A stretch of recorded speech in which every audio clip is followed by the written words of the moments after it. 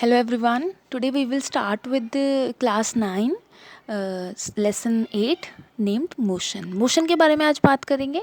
सबसे पहले आप अपनी बुक का जो पेज नंबर है 98 जो है, जैसे ही वीडियो ख़त्म होगा आप इसको एक बार गो थ्रू होंगे लाइन बाय लाइन. ठीक है.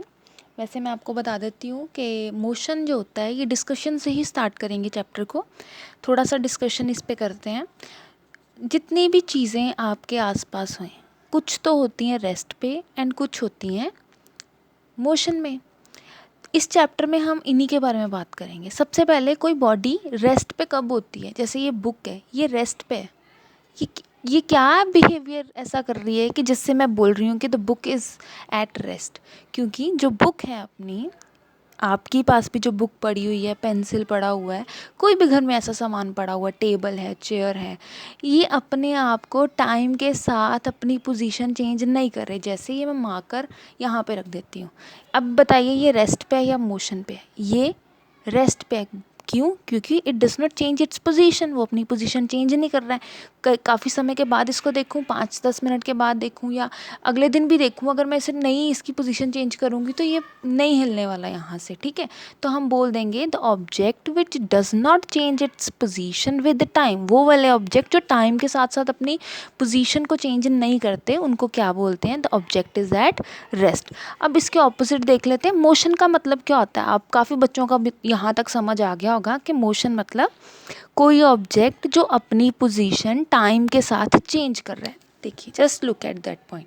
Motion when its position changes with time. जब भी कोई ऑब्जेक्ट अपनी पोजीशन टाइम के साथ चेंज कर रहा है, उसको हम बोलेंगे the object is in motion. अब मोशन काफ़ी ज़्यादा एग्जांपल्स होती हैं. जैसे बर्ड फ्लाई कर रहा है, फिश स्विम कर रही है, हमारी जो नर्व्स में ब्लड भी फ्लो कर रहा है, तो वो क्या है? किसकी एग्जांपल है? मोशन की एग्जांपल है. ठीक है. अब देखिए, कई जैसे मूवमेंट ऑफ डस्ट पार्टिकल्स, ये भी क्या है? Motion. Movement of leaves and branches of trees. जब हवा आती है, ठीक है, तो क्या होता है? जो पेड़ के पत्ते होते हैं, पत्तियाँ होती हैं, लीव्स होती हैं, वो मूव करती हैं ना, तो क्या हो रहा है? ये हो रहा है मोशन. अब देखिए, what causes the phenomena of sunrise sunset. अब देखिए, सूरज रोज राइज करता है एंड वो सनसेट भी होता है, तो ये किसकी वजह से है? ये है due to the motion of अर्थ.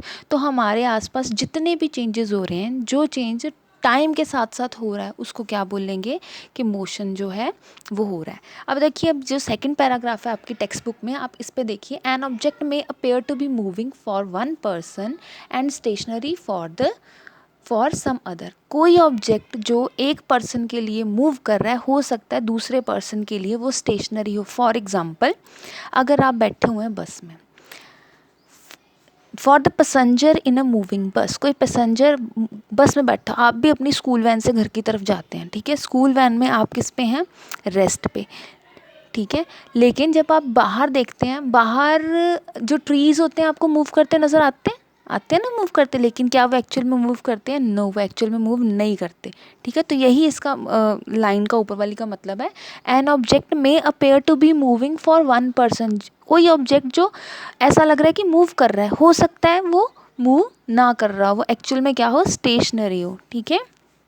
अब देखिए, बस की बात ही कर लेते हैं. बस में बैठे हुए आप, ठीक है, आप अपने फेलो पैसेंजर्स, आपके साथ जो बच्चे बैठे हैं, आप उनके साथ हो रेस्ट में. ठीक है. लेकिन अगर जब आप खिड़की से बाहर देखते हैं, तो जो चीज़ें, कुछ आपको चीज़ें मूव करती हुई नज़र आती हैं. जैसे ट्री हो गया, ठीक है, वो मूव करता नज़र आएगा. कभी कभी आप देखते हैं कि अगर आप वॉक कर रहे होते हैं रात को, तो आप छत पे अगर मून देख रहे हैं आप, तो क्या होगा? मून आप चलेंगे तो आपको ऐसा लगेगा कि मून भी आपके साथ मोशन में है. तो इसी के बारे में जो थी पैराग्राफ में, इसमें हमने बात की है कि कुछ ऑब्जेक्ट जो हैं हमें लगते हैं कि वो मूव कर रहे हैं, but at the same time they are stationery.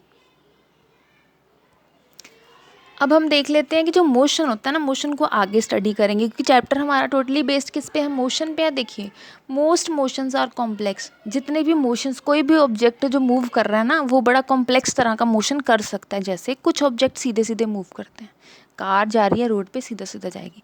कुछ ऑब्जेक्ट्स जो हैं वो सर्कुलर पाथ पे मूव करते हैं. ठीक है.